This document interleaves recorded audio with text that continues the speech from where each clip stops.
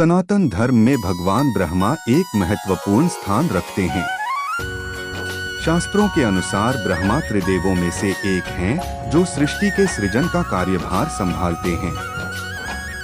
सृष्टि के सृजन के लिए ही उन्होंने मानस पुत्रों को भी जन्म दिया। लेकिन क्या आप जानते हैं कि जिसने इस सृष्टि का निर्माण किया है, खुद उनका जन्म कैसे हुआ? सनातन धर्म में ब्रह्मा जी को सृष्टि के सृजनकर्ता के रूप में जाना जाता है। वह त्रिदेव यानी ब्रह्मा, विष्णु और महेश भगवान शिव में से एक हैं। धार्मिक मान्यताओं के अनुसार त्रिदेव के पास सृष्टि के सृजन, संतुलन और विनाश करने का कार्यभार है। लेकिन आपके मन में यह सवाल जरूर उठता होगा कि जिसने इस पूरी सृष्टि का सृजन किया है, खुद उनका जन्म कैसे हुआ? आइए जानते हैं कि ब्रह्मा जी के जन्म को लेकर शिव पुराण में क्या कहा गया है। पौराणिक कथाओं के अनुसार ब्रह्मा जी की उत्पत्ति क्षीरसागर में विराजमान भगवान विष्णु की नाभि से निकले कमल के द्वारा हुई थी, इसलिए वह स्वयंभू भी कहे जाते हैं। ब्रह्मा जी के 4 मुख होने के पीछे ये कारण बताया जाता है कि जब उनकी उत्पत्ति हुई तो उन्होंने अपने चारों ओर देखा, जिस कारण उनके 4 मुख हो गए। वहीं शिव पुराण में कथा मिलती है कि एक बार ब्रह्मा जी अपने पुत्र नारद जी से कहते हैं कि विष्णु को उत्पन्न करने के बाद सदाशिव और शक्ति ने पूर्ववत प्रयत्न करके मुझे ब्रह्मा जी को अपने दाहिने अंग से उत्पन्न किया और तुरंत ही मुझे विष्णु के नाभि कमल में डाल दिया। इस प्रकार उस कमल से पुत्र के रूप में मेरा जन्म हुआ।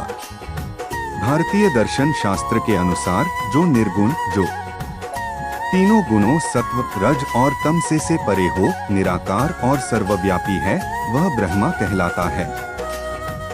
इसलिए ये सभी गुण होने के कारण उन्हें ब्रह्मा नाम से पुकारा जाता है।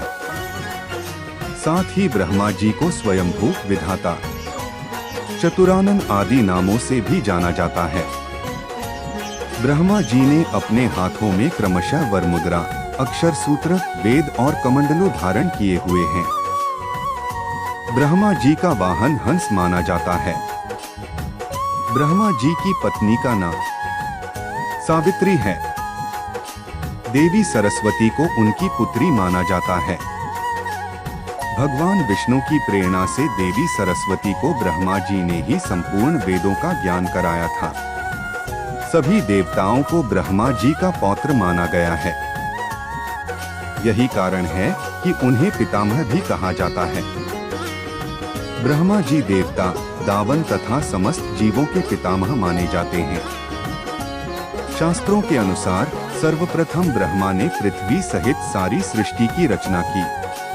तत्पश्चात उन्होंने जीव रचना के विषय में सोचा और तब उन्होंने अपने शरीर के अलग अलग भागों से पुत्र उत्पन्न किए। यह सभी मानस पुत्र कहलाए।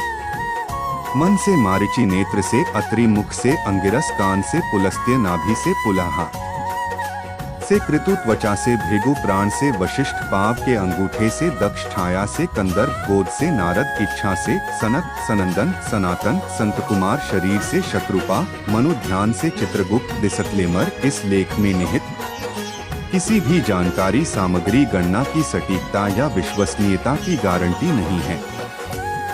विभिन्न माध्यमों, ज्योतिषियों, पंचांग, प्रवचनों, मान्यताओं, धर्म ग्रंथों से संग्रहित कर ये जानकारियां आप तक पहुंचाई गई हैं।